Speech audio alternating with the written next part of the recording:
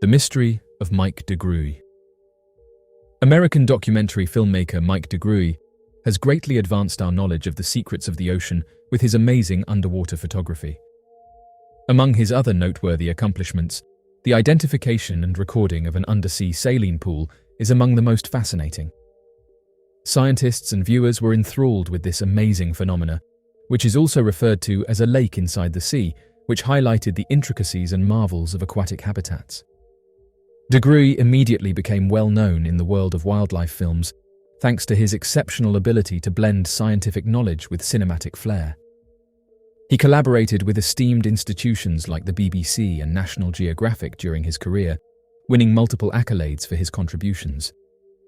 deGruy made one of his most amazing discoveries while on a Gulf of Mexico excursion. During the process of filming Blue Planet, deGruy and his crew came into an underwater brine pool. This unique feature, also called a brine lake, is simply a very salinized body of water that forms a clear and apparent boundary because it is denser than the surrounding seawater. The brine pool deGruy saw was about 20 meters in diameter and was around 3,300 feet below the surface. The brine pool's discovery was noteworthy from a scientific perspective, as well as aesthetically pleasing.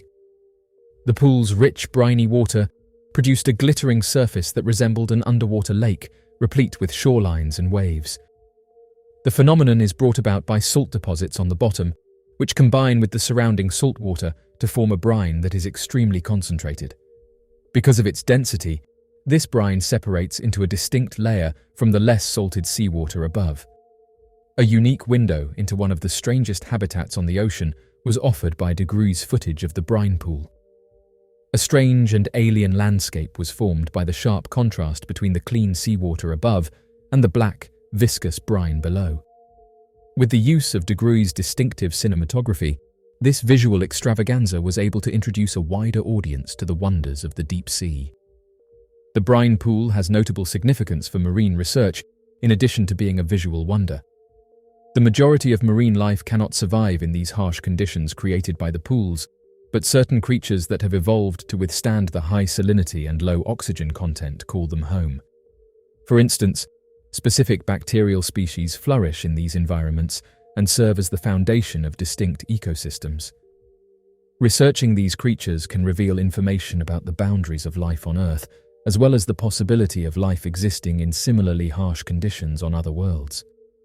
In one spot, a large, extremely salty pool of brine had formed, creating the illusion of a lake beneath the surface. Only microscopic life is able to survive in this dense lake because its salinity is 5 times higher than that of the surrounding environment. Mollusks and crustaceans line the shore of this underwater lake. According to deGruy, there was only mud on the opposite side of the mussels. The underground brine lake's density causes submarines to essentially bounce off of it rather than pass through it, which is maybe its most intriguing feature. Mike deGruy clarified that although he and his team attempted to dive into the lake, they discovered that the water was so very thick that the submersible rebounded off the surface. This finding piqued his curiosity, and he desired to investigate more, discovering that there might be a completely new planet beneath this vast lake.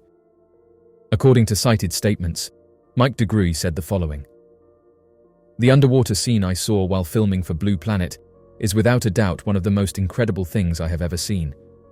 It was situated in the Mexican Gulf. Something caught my attention from a distance, but I was unable to identify it. It appeared to be a black band. When we got closer to the dark band, it turned into a donut. This donut caught my eye. Its center was black. As we approached it more closely, I saw that the black band had what appeared to be steam on top of it. However, water was lapping up on the coast. This band looked like a mussel ring. A lake lay inside the ring of mussels. We stepped out over the ocean, attempted to jump from it, and descended it. The submarine was unable to enter it. We just seemed to bounce off it. It is unlike anything I have ever seen." End quote. Mike was going to go down into the lake and see what was below there. However, fate had other plans. Mike deGruy tragically lost his life in an Australian helicopter disaster in 2012 while he was filming a documentary. Nonetheless, his vast collection of work continues on, educating and inspiring upcoming generations of scientists, filmmakers, and environmentalists. Marine science and nature documentaries have been forever changed by deGruy's love of the ocean and his commitment to revealing its secrets to the public. Tom and Eileen Lonergan disappearance. In January 1998, Tom and Eileen Lonergan went on a group scuba diving excursion to the Coral Sea. However, they were unintentionally left behind and were never heard from again. Tom and Eileen Lonergan, an American married couple, departed Port Douglas, Australia by boat with a party on January 25, 1998. They were heading to one of the most well-liked dive sites in the Great Barrier Reef, St. Crispin's Reef. However, a terrible thing was going to happen. They were apparently mistakenly abandoned at sea and left in open water during the dive. Both of them vanished from sight, and their precise whereabouts are still a horrifying mystery. After spending a year in Fiji as Peace Corps volunteers, Tom and Eileen were returning home on that late January day. On their journey, they made a detour in Queensland, Australia, so they could dive the greatest coral reef system in the world. The scuba boat carried 26 tourists who were booked through the diving business Outer Edge. The boat's skipper, Jeffrey Nairn, took the lead as they sailed to their target, which was located 25 miles off the coast of Queensland. The travellers entered the Coral Sea by donning their diving equipment and jumping in. That's about all that is discernible about Tom and Eileen Lonergan. It's possible that the couple will break the surface after around 40 minutes of scuba diving. They see nothing except a bright blue sky and ocean that stretches to the horizon. There isn't a boat ahead or behind, just two lost divers who discover their crew has abandoned them. It is not always fatal to leave divers behind. However, in this instance, it took too long for someone to realize that Tom and Eileen weren't on the returning boat. Unsettlingly, diving weights were discovered at the bottom by another Outer Edge-led dive group that visited the location the day after the event. One of the crew members merely called the discovery a bonus find. It took 2 days for anybody to discover that the Lonergans were missing. It was only discovered when Nairn discovered a bag on board that held their passports, wallets, and other items. There was a major search underway as alarm bells rang. Rescue crews from the air and the sea searched for the pair lost for 3 days. The search included participation from civilian vessels as well as the Navy.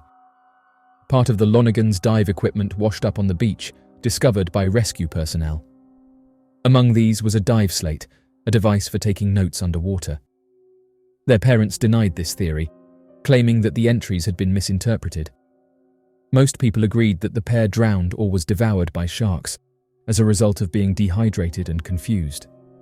Coroner Noel Noonan accused Nairn of unlawfully taking the life of the individuals in a pending court case. Noonan stated that the skipper should ensure safety measures are carried out and be vigilant for the safety of passengers. Given the quantity and gravity of the errors, Noonan was confident that a fair jury would find Mr. Nairn guilty based on criminal evidence. Nairn was declared innocent. However, the business was forced out of business after admitting guilt to carelessness and receiving a fine. The case of Tom and Eileen Lonergan also led to tighter safety rules from the government, such as headcount verification and other identification procedures. Based on the tragic circumstances of Tom and Eileen Lonergan's final dive and untimely disappearance, the 2003 film Open Water was released. The mysterious disappearance of Walter Powell. The disappearance of Walter Powell, a British politician and Member of Parliament for Malmesbury, remains one of the most intriguing and unsolved mysteries of the 19th century. Powell vanished under mysterious circumstances on December 10, 1881, while on a balloon flight, never to be seen again. Walter Powell was born in 1842 into a well-to-do family. He was educated at prestigious institutions and went on to become a solicitor before entering politics. In 1868, Powell was elected as the Conservative MP for Malmesbury, a position he held until his disappearance. Known for his dedication and eloquence, Powell was a respected figure in his constituency and the broader political landscape of the United Kingdom. In addition to his political career, Powell had a keen interest in science and technology, particularly in the emerging field of aeronautics. During the late 19th century, ballooning was gaining popularity as both a sport and a means of scientific exploration. Powell became an enthusiastic balloonist, joining the Aeronautical Society of Great Britain and participating in several balloon flights. His passion for aeronautics was well known, and he often spoke about the potential of ballooning to advance scientific knowledge and improve communication. On December 10, 1881, Powell embarked on what would be his final balloon flight. Accompanied by Captain Alfred Templer and Mr. Arthur Agg Gardner, Powell took off from Bath in a balloon named Saladin. The trio intended to make a routine flight and return within a few hours. However, the weather conditions that day were far from ideal. Strong winds and thick fog quickly enveloped the balloon, making navigation difficult. As the balloon drifted over the Bristol Channel, it became apparent that the situation was becoming perilous. Witnesses on the ground reported seeing the balloon struggling against the elements, being pushed further out to sea. In an attempt to regain control, Powell and his companions jettisoned ballast to ascend above the fog, but the effort was in vain. The balloon continued to drift out of sight, and the last visual contact with Saladin was reported near the coast of Wales. Captain Templer and Mr. Agg Gardner managed to survive the ordeal. They recounted that the balloon had descended dangerously low over the choppy waters of the channel. Realizing the imminent danger, Templer and Agg Gardner jumped from the balloon, landing in the sea where they were later rescued by a passing vessel. Powell, however, did not jump. Witnesses reported seeing him still in the basket as the balloon ascended once more and disappeared into the clouds. Despite extensive search efforts by the Royal Navy and private vessels, neither Powell nor the balloon was ever found. The disappearance of Walter Powell sparked widespread speculation and numerous theories. Some believed that the balloon had been carried far out to sea, leading to Powell's demise in the cold Atlantic waters. Others suggested that he might have survived the initial disappearance, only to perish later on a remote, uninhabited island. The lack of any concrete evidence, however, left these theories unconfirmed, and Powell's fate remained an unsolved mystery. Powell's disappearance had a profound impact on his family, colleagues, and the public. In Parliament, his colleagues paid tribute to his contributions as a dedicated MP and expressed deep sorrow over his loss. The tragedy also underscored the inherent dangers of ballooning, leading to increased calls for improved safety measures and protocols for aerial navigation. In the years following Powell's disappearance, his story became part of local folklore, with occasional reports of sightings and mysterious artifacts purportedly linked to him or the balloon. These claims, though often sensationalized, reflect the enduring fascination with the mystery of Walter Powell. His legacy as an early aeronaut and a committed public servant endures, symbolizing both the adventurous spirit of the age and the tragic uncertainties that can accompany it. The disappearance of Walter Powell remains a poignant reminder of the risks faced by pioneers in the field of aeronautics and the unpredictable nature of early ballooning. It also highlights the broader theme of human curiosity and the desire to explore the unknown, even at great personal risk.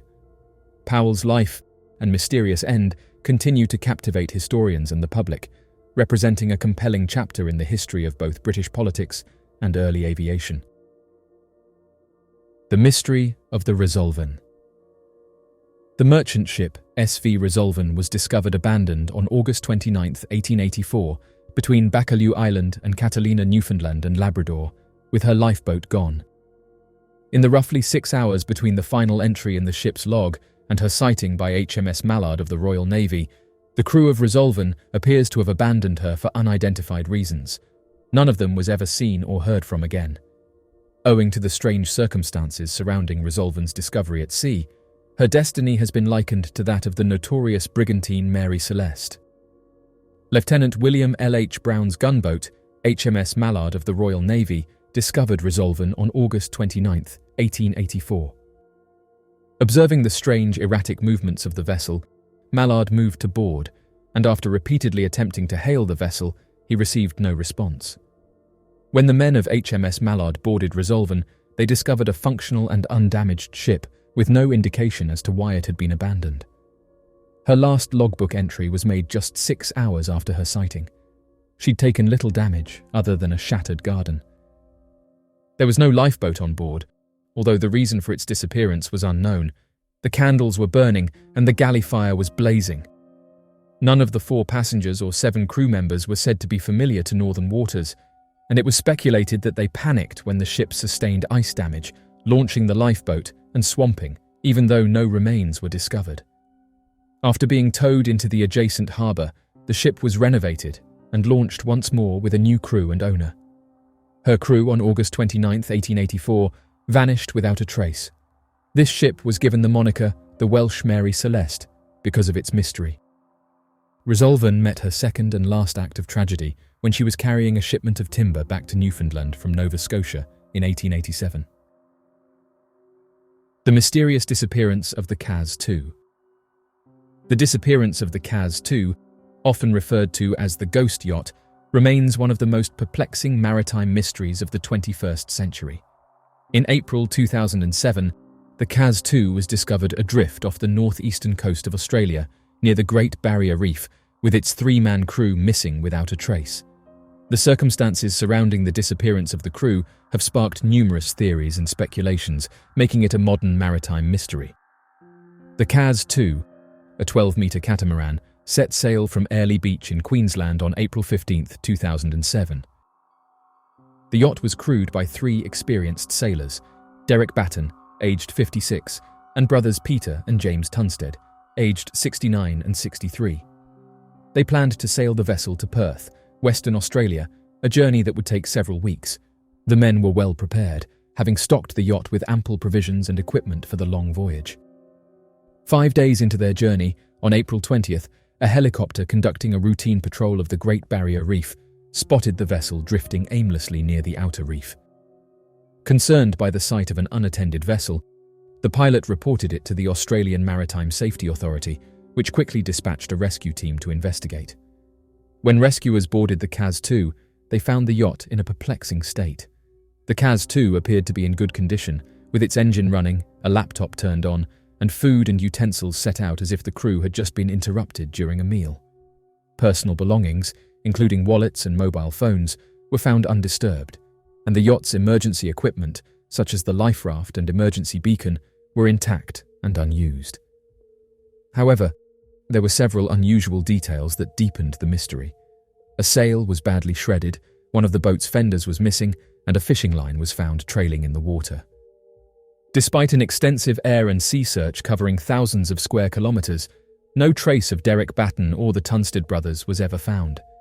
The lack of any distress signal or sign of foul play led to widespread speculation and numerous theories about what might have happened to the crew. One of the leading theories is that the men were victims of a sudden and unexpected accident. Some speculate that one of the crew members may have fallen overboard while trying to fix the tangled fishing line, and the others, in an attempt to rescue him, also ended up in the water. This scenario is supported by the fact that the yacht's small dinghy was still securely attached, suggesting that the men did not attempt to leave the yacht in a controlled manner. Another theory suggests that the crew might have encountered adverse weather conditions or a rogue wave, which could have caused one or more of them to be swept overboard. The shredded sail and missing fender could indicate that the Caz II had encountered rough seas. However, weather reports from the time do not support the occurrence of severe weather conditions in the area during the period in question. There is also speculation that the men could have been victims of piracy or foul play. However, the lack of any evidence of a struggle or theft, combined with the fact that the yacht was found in an area not typically associated with piracy, makes this theory less plausible. The official inquest into the disappearance of the Caz II's crew, conducted by the Queensland Coroner's Office, concluded in 2008 that the most likely scenario was that one of the men had fallen overboard while attempting to free the fishing line, and the others had met a similar fate while trying to rescue him. The coroner noted that the yacht's autopilot would have continued to steer the vessel on its course, leaving the men stranded in the water. Despite the coroner's conclusion, the mystery of the Caz II endures. The case has been compared to the famous maritime mystery of the Mary Celeste, another vessel found adrift with its crew missing under unexplained circumstances.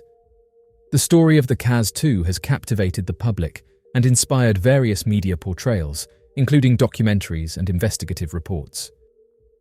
As of right now, the disappearance of the Caz II's crew remains one of the most compelling and unresolved maritime mysteries of recent times. The well-prepared and experienced sailors vanished without a trace, leaving behind a yacht in near-pristine condition, but with puzzling anomalies. While the official investigation suggested an accidental fall overboard as the most likely cause, the lack of definitive evidence has kept the mystery alive. The story of the Kaz, too, serves as a stark reminder of the unpredictable and sometimes perilous nature of the sea and the enduring allure of unsolved mysteries that capture our imagination. The disappearance of Joshua Slocum. On November 14, 1909, or soon after, Joshua Slocum became the first person to sail around the globe by themselves. He was an American adventurer and sailor who was naturalized from Nova Scotia and was also a well-known writer. His travelogue, Sailing Alone Around the World, was published in 1900 and quickly rose to international bestseller status.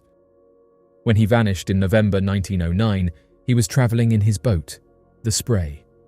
On one of his customary winter journeys, Slocum sailed in the Spray from Vineyard Haven, Massachusetts, to the West Indies on November 14, 1909. Also, he had mentioned that he was eager to begin his next journey, which would involve visiting the Amazon, Rio Negro, and Orinoco rivers. Nobody ever heard from Slocum again. His wife reported to the newspapers in July 1910 that she thought he was lost at sea. Even though Slocum was a seasoned mariner, he never learned to swim and thought it was pointless to learn. This was a common idea among sailors who believed that swimming was only practical in very close proximity to shore. The mysterious disappearance of Marie Empress. On Monday, October 27, 1919, the Orduna grounded at a Cunard Line wharf in New York City early in the afternoon. 11 days prior, the liner had left Liverpool, England, to embark on its transatlantic voyage, making a stop in Halifax, Nova Scotia, before sailing on to New York. When the ship proceeded up the Hudson River, a variety of common passengers, immigrants and VIPs were on board. Marie Empress, 35, was one of the most well-known names on the passenger list. Empress had made a name for herself as a singer, dancer, and dramatic actor on both sides of the Atlantic since her debut in British vaudeville the previous decade. On the Orduna that day, however, Marie Empress was not. The ship had already been searched 3 times by the crew. Newspapers all throughout the world reported on the Empress's disappearance. Reporters spoke with any crew members who agreed to be interviewed, as well as her fellow passengers. None turned out to be more chatty than an unidentified, thin, little grey-haired stewardess, whose story was published in numerous newspapers. On their final night at sea, the stewardess reported that she had taken dinner to Empress's stateroom and had gone back to clear the plates at 6:30 in the evening. She said that the Empress had requested her to return with sandwiches at 9:30. The stewardess left the sandwiches for her because Empress wasn't there when she returned at the scheduled hour. The stewardess discovered the food unfinished and that no one had slept in the bed the next morning. A reporter from William Randolph Hearst's International Feature Service was given access to the first-class cabin of Empress by the waitress. The reporter saw that the door of stateroom 480 opened onto an interior passageway. Far too small for a woman of Marie Empress's build to have passed through, the single porthole on it was only 13 inches in width. It was secured from the inside as well. At this hour of the evening, Marie Empress would have had to pass through multiple hallways where people were constantly arriving and going. The actress had a distinctive enough personality to ensure that she couldn't have slipped through unnoticed through the various salons she would have had to pass through, all of which were always at least half full. Empress would have had to pass by various stewards and officers, and finally, having gotten there, it seems almost impossible that she could have slipped unnoticed to the rail and thrown herself over in addition to navigating the crush of passengers. All the decks and promenades are brilliantly lighted until long past the hour when she must have disappeared from the ship, the writer wrote, making an unnoticed leap even less plausible. Other interesting details were provided by the chatty hostess. Throughout the journey, the Empress wore nothing but black, including a little hat with a big veil. Witnesses from other areas also commented about Empress's seeming happiness. She boarded the ship as lively as a cricket, and was looking forward with enthusiasm to another season among her American friends. Before long, the news coverage changed significantly. One newspaper made the prediction that she would soon appear at a theatre in New York, with a seaweed halo around her head, and an applauding public that loves to have a new one put over on it, recalling that she had participated in prior publicity stunts. Several sailors on the ship said that Miss Empress was known to have been about the upper deck in sailor uniform and that she mingled with the crew the night before the ship made New York. A petty officer on the Orduna, who wished to remain nameless, offered a different interpretation of the notion to a reporter, stating that she might have hidden in the hold by dressing like a man. Her possessions included men's clothing. Perhaps she became bored with a woman's life and decided to spend some time in a man's for a change. Broadway press agents, who knew a thing or two about these kinds of scams, were among the first to support the fake theory. The New York Tribune triumphantly reported that the mystery surrounding the missing Marie Empress has been solved. Marie is still very much alive, but nobody is meant to know just yet. In actuality, the press representative hasn't yet removed the cover. He wants no part of the greatest commercial coup ever to be taken advantage of. The dean of Broadway press agents, master of many a hoax, and former promoter of the escape artist Houdini, Walter J. Kingsley, was named by the Tribune as the person responsible for the act. The New York Daily Mirror, another entertainment publication, began making jokes about the PR stunt notion so quickly that it was generally accepted. Still, not everyone was in agreement.